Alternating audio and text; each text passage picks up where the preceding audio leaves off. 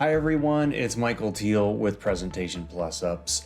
In this episode, I am going to start a new series that we're going to call Virtual Studio Baby Steps. After all, we know it can be pretty intimidating to go from just doing a bone stock Zoom or Teams to having multiple screens to having picture-in-picture. It can be a lot. If you'd like to elevate your virtual studio but you don't know where to start, I think a great place to begin is just by spicing up your webcam. Let's just start with that little bit and then walk our way into higher elements. You don't have to start out by having pictures and all this. Let's just get this webcam spiced up. So we're gonna do that in this episode. Let's get started.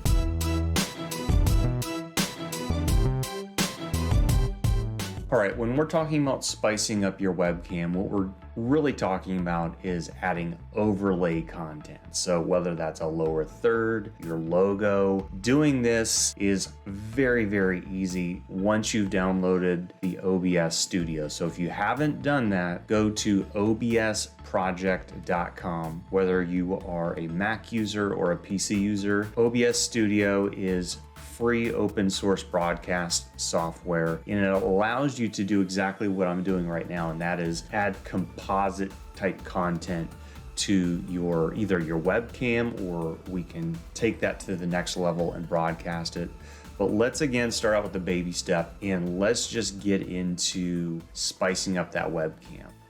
So if you have downloaded the OBS software, and I'm gonna show you how to spice up your webcam in OBS, put OBS into studio mode, so as I'm recording, you can get a good view of what I'm doing. If you've downloaded it, yours will look nothing like this. In fact, you would just have a scene called New Scene, I believe, in OBS. It would look something like that. So ignore all these different scenes that we have in here. You can create different scenes, and a scene can consist of really anything you want, but the most basic scene for spicing up your webcam is bringing your webcam into OBS as a source. So let's set up a scene, and I'm just going to call this my spiced up webcam. You could name these whatever you want. For any scene, you need to add sources to it. So what we're going to do is hit this little plus button, and you have a lot of different sources you can select. In this case, we want to add a video capture device, which is a really fancy way of saying a camera. Okay, so something that's capturing video. In this case,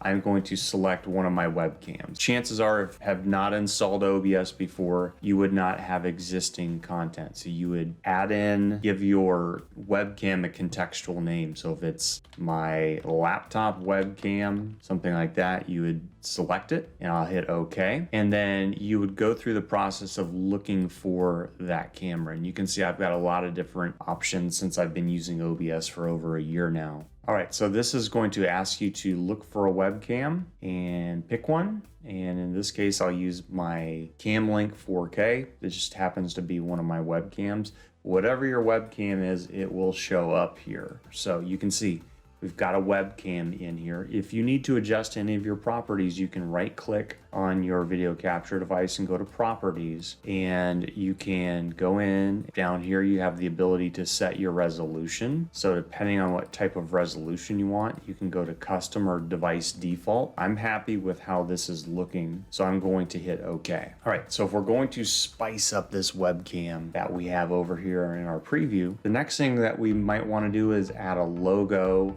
or an overlay. So let's just go ahead and add a logo. So I would look for an image, and in this case, I happen to have images. All you need to do is name your image whatever you want. So if this was my company logo, and you'd hit OK, and you would just browse for it. What I'll do is I'll use one from one of my favorite workforce transformation companies, GP Strategies. But yeah, let's just go ahead and use their logo so you can see how this works. So I'll go to my branding folder and I'll look for a logo. So I'm just going to find a logo. Ideally, you want something that's going to show well over you. So in this case, I am going to select this logo. I'll hit open, and you can see that shows up really big. All right. So all you need to do to resize this is put your cursor on one of these little handles and move it and resize it. Move it and resize it to where you want it. So in this case, I'm liking it about right there, and we're good. That's already an upgrade. We've spiced up our webcam. And if you wanted to have a lower third, so let's say you wanted your name to show up here. So in this case, you've got some other great overlay tools built right into OBS. So if you don't have a graphic designer and you say, I just want to have my name show up, one of the other different sources that are available to you within OBS is text. So in text, we're going to create one. Let's just call this my name. Okay. And you have whatever fonts you have on your computer are going to show up here as well, which is great. So let's just use a stock font here. So let's use Segway. You can also type S or whatever letter and it'll take you right to those. So I'm going to use Segway UI semi-bold. And you notice the font's really large. You can adapt that font down if you want to. And go ahead and hit OK. And then type away. So let's just put my name is Michael Thiel. If you wanted to have a lower third, so let's just say creative director. All right, so we can go in and we have a lot of other choices that we can do here. We can set the opacity of it. So if you don't want the opacity to be all the way, if you want to have a little of that see-through effect, we've got that ability. If you want a background color to your lower third, you can add that in here. So, and yeah, so we're set. So let's just put that on there and see what that looks like, right?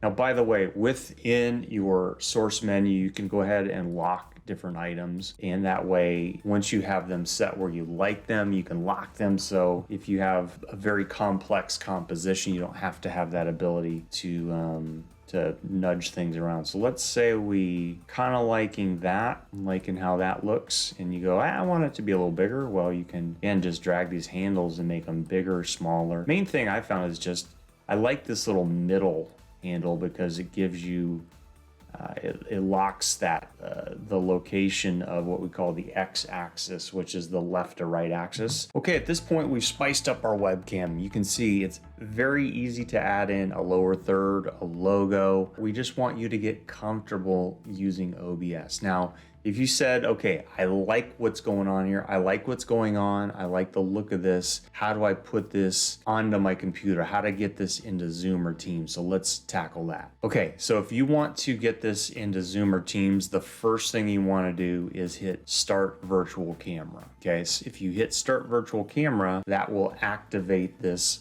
projection of what you're seeing on screen. All right, so we've got Zoom here. Let's talk about how we get our snazzy virtual camera into Zoom or Teams. All right, so what you'll want to do is within your gear settings under video, what you'll want to do is click the drop-down box and you'll notice you have your typical webcams available. What I want you to do is select OBS virtual camera. So when you do that, you enable whatever you are projecting in your OBS program will now show up as your virtual camera. This works identically for all of the video conferencing software, BlueJeans, WebEx, GoToMeeting, Teams, you name it. The virtual camera is truly a composite. You're getting that ability to have all the goodness of OBS projected into your webcam. For purposes of recording, what you're seeing is a composite that consists of my left screen. So I'm going to move this zoom out of the way. So whatever you have in your program feed is going out to your Zoom webcam as your virtual webcam or your virtual camera.